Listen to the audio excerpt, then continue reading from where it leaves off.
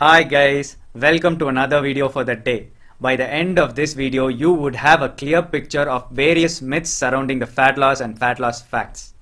When it comes to losing weight, there are a lot of misconceptions and myths out there. Believing them can derail your efforts and progress, and it can also mess up with your overall health. This is why, before we begin this course, I want to debunk the most common fat loss myths and make you understand the science behind fat loss, so you don't ever fall for false advice or false gurus again, and you can lose fat safely and smartly. Now let's dive in.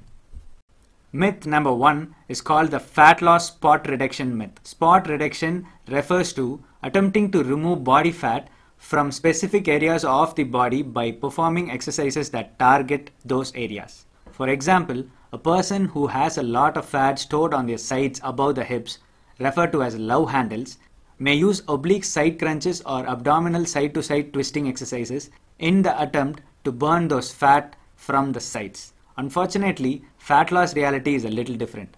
Performing these exercises may strengthen the muscles responsible for those movements, but they have little to no impact on reducing the amount of fat stored there. Fat loss will always happen over the entire body and cannot be localized. Now, of course, genetics and hormones will also have an impact on this. Men tend to store more fat in the upper body, especially in the abdominal area, whereas women tend to store their fat in their hips, thighs, lower back, and lower abdomen. So next time someone tries to say that there are ab workouts to lose belly fat, keep in mind that when the body burns the stored fat for energy, it does not use the fat stored nearest to the muscles being flexed or the muscles being used for that exercise. Instead, the fat from the entire body is burnt as fuel. Training a certain muscle group may be valuable exercise, but just don't expect it to spot reduce fat. Myth number 2 is the myth that detoxing will make you lose fat. Detoxing is a short-term diet that usually focuses on juices or fruits and vegetable-based products, while also restricting unhealthy food and drinks like coffee and soda for a week or so. And also, there are some detox teas and juices that are readily available on the market which claims to detox and remove fat from your body. This is usually done claiming to flush out any harmful toxins in your system. The idea behind detoxing and cleansing is good because our bodies are regularly exposed to a vital variety of toxic substances, and some of them can accumulate in our body fat as well. However, there is no evidence that these trendy cleansing teas or detox juices will help reduce the damage in a short span or get rid of your body toxins efficiently. Why, you ask? Because changes to your overall body requires long-term changes to your nutrition and exercise regime, and not just a week of drinking some trendy detox tea or detox lemonade. In fact, drastically changing your diet can deprive your body of adequate calories and nutrition, and it can make things even worse in the long run. This applies not only to your health but also to your fat loss efforts, because fat cannot be detoxed. Fat can only be converted into energy. If you are a beginner and if you severely restrict your daily calories with just these trendy juices and tea, you are creating a starvation mode in your body. What you will be losing over the first few weeks is mostly water and glycogen. This weight will return once you start eating normal again. Also, severe caloric restrictions can cause you to lose muscles, which is not what you want. The goal is to lose fat and not muscles. And you simply cannot do this when restricting your calorie intake too much, without adding any protein to your daily nutrition intake. Lastly, the larger you starve your body, the worse and worse you will feel. Your energy levels will crash, you will struggle with hunger, cravings, and depression or more. So instead of practicing these trendy detox methods, make long-term changes to your overall diet and lifestyle. We will talk about what these should look like later on in the course, so stay tuned for that. Myth number 3 is another very common myth that says carbs will make you fat. Telling people carbs are bad is one of the most common advice that false fitness gurus will give you, while at the same time trying to sell you their special diet. Generalizing about carbs seems to get more popular by the year. Usually, they will tell you that consuming carbs can lead you to increase in insulin, which will lead to more fat storage. Well, is there any scientific evidence to support this claim? There is some evidence that some carbs can cause insulin insensitivity. This is the case for people with prediabetes and for those who are at the same time overeating simple high sugar carbs.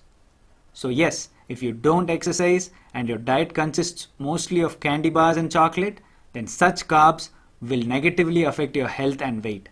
However, if you follow a well-balanced diet and exercise regularly, then quality carbs will actually be necessary to fuel your workouts.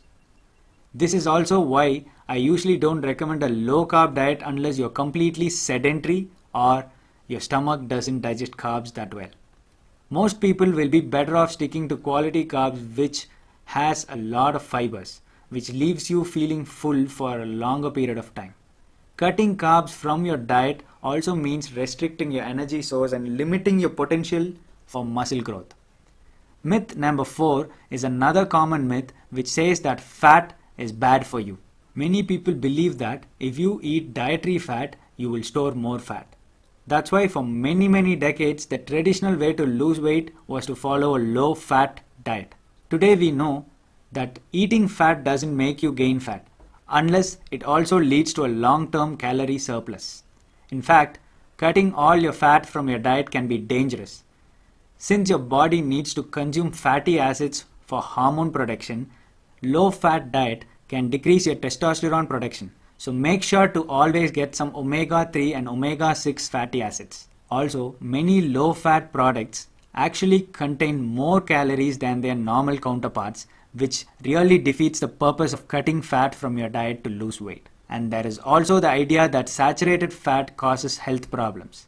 There is no evidence that saturated fat are the direct cause of heart problems, but it's best to limit saturated fat to a moderate amount while sticking to quality saturated fat like coconut oil or high quality grass-fed meat of your choice.